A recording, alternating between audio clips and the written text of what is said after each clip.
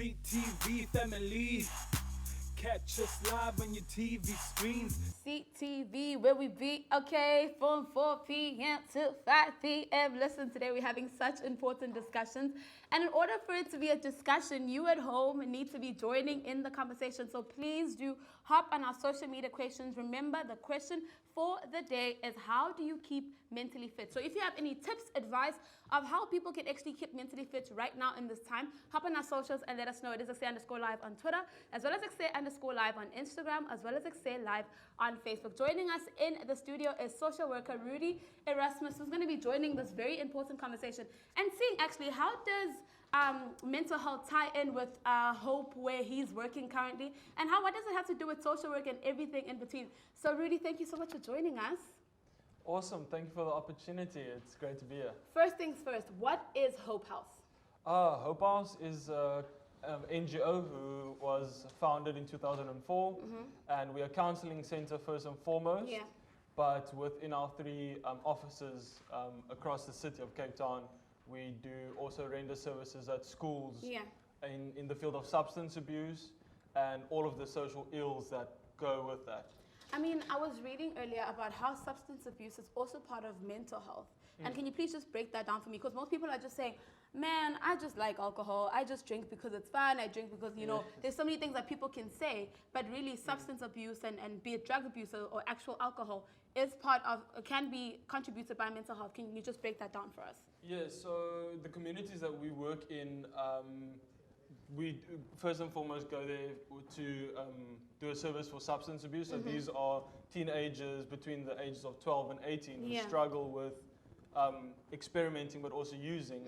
And that links hand in hand with mental health because of the risk factors they are each day they experience in terms of poverty, unemployment, abuse, gangsterism, all of that leads them to want to get a coping mechanism or escape their day-to-day lives. So then that's where substance abuse comes in.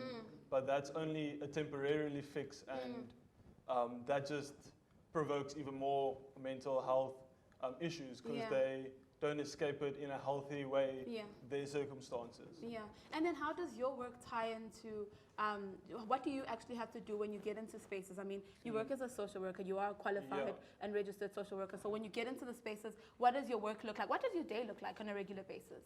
So we get contacted by the schools in these for example, West Bank or Easter River, and we go and do an intake assessment. So we intake these learners who get referred to us, and we do a full assessment by a psychosocial about their living and what they're doing or the experiences, and then we... I'm so sorry to cut you. We're going to have to link out real quick, but we'll be back in no longer than probably 2 minutes. See you after this. CTV family. Catch us live on your TV screens. Oh man, listen, there is literally nothing as unpredictable as live television. You're literally talking and they're like, girl, you gotta go out. But we're back bigger than ever. Make sure you're ready to get this information. Okay, Rudi Erasmus is still in the building. And you were saying earlier to me about how you go into schools and you get an assessment of the children. Please continue from there. Yes, us as a social work team, we go in and we assess these learners referred to us. We get to know them, build a rapport with them, and get all the background information because that's best how we can help them. And then we run a 12-week program where we see them for 10 sessions, and we deal in these sessions the stuff they are day-to-day experiencing. So we deal about mental health, so self-esteem, how that comes in, how they can learn healthy coping mechanisms instead of just going back to substances or which is alcohol or dacha or there's a array of it. So, And I just want to talk about how you guys have a 12-week program. And in this program, just walk me through the program. Maybe you first have my biggest thing is like the first thing people have to understand is if they understand that what they're doing is not helpful to them. So I'm guessing there's an understanding there, this is not helping me, therefore we can move on forward. So what happens in the 12-week program? So first of all, because there is such a stigma to the job we do and also label us, it's difficult for them to to accept what they're doing are wrong. So we definitely first talk about their character and them as individuals, and we do a cost and benefits analysis of what they're actually getting out of it, and what's the negative effects of these the usages and the behaviors. So we look at the self first and foremost, and unpack who they are, what their dreams are, what they aspire to be, and how they won't be able to reach that if they fall back on this negative influences. Yeah, and what are some of the challenges that you face? Because I can imagine teenagers out there, you walk in, you're telling them don't do drugs, they're like, don't do alcohol. I'll see, maybe not this weekend, but I'll do it next weekend. So what are some of the big things that you feel like, oh man, this is what's hard right now, but we work around it?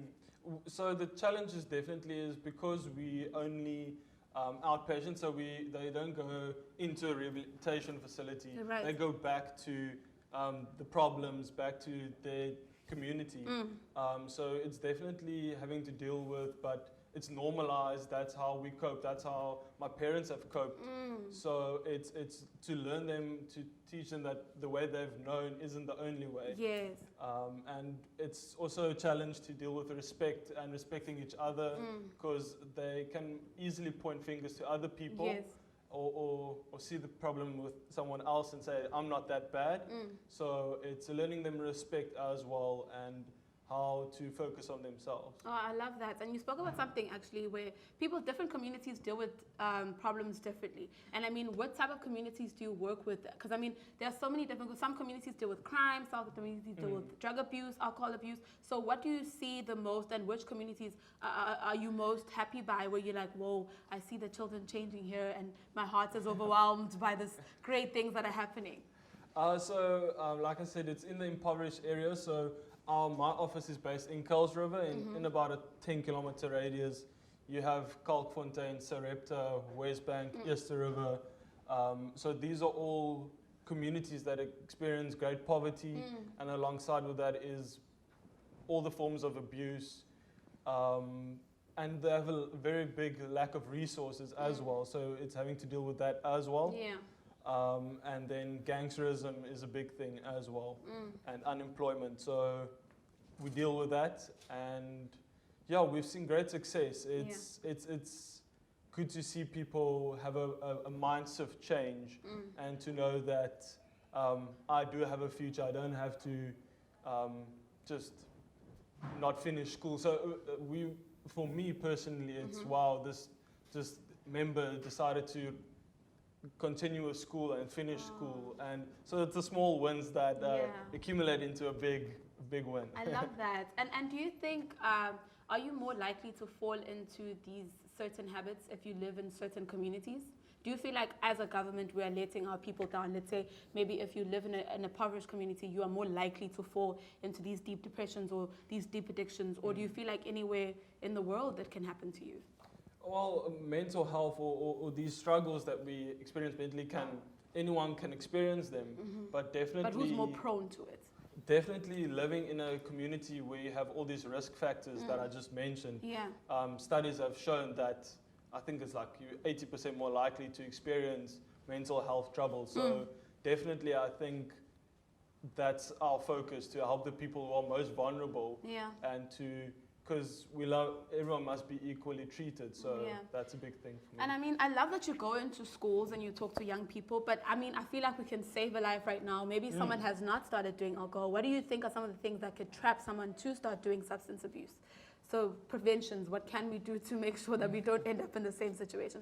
And if you are in the situation, you can always come out. So if someone is starting to experiment or struggle, I think definitely reach out to us. Us at Hope House, we have offices in Tableview, in Kuilsriver, and in the southern suburbs. So we have now with COVID, we even have online sessions. Okay. And I think it's hard, but reaching out and know that someone from our organization will listen to you, and you'll be heard.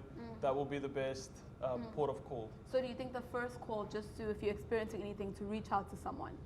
I think to whoever you trust or someone you look up to reach out to them and get into touch with us, and we can start building that relationship. Right, and then what are some of the projects that you are running within what does Hope, does it just the social working with young people, or actually does it take adults as well? Let's say we're in a stressful working environment and I need to speak to someone. Can I also call Hope?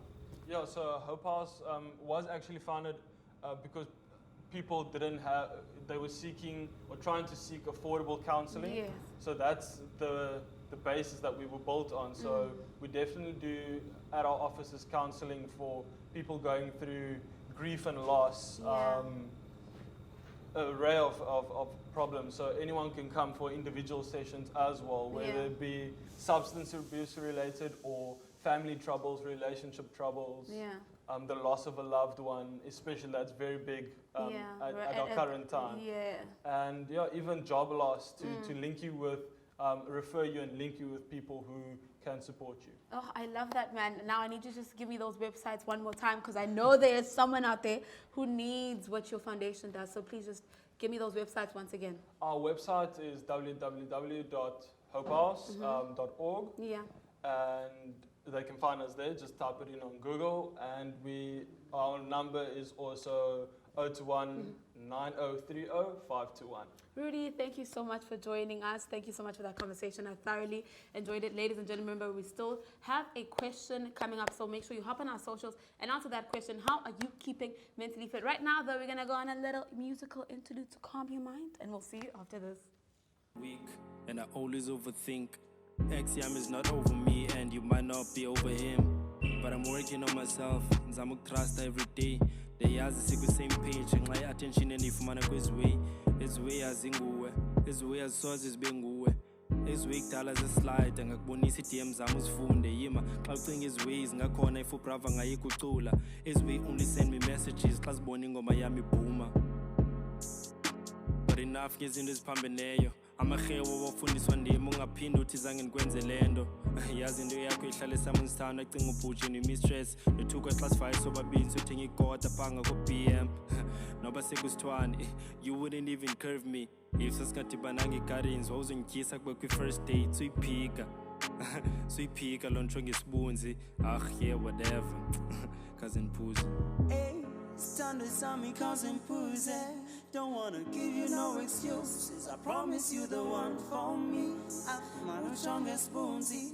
Kauya kunfani on this groovy. You should know by now that I love you. Stand beside me, cousin Pussy. Don't wanna give you no excuses. I promise you the one for me. My strongest spoonsy. Kauya kunfani on this groovy. You should know by now that I love you. Girl, I do. You should know by now that I love you. Yes, I do. You should know by now that I.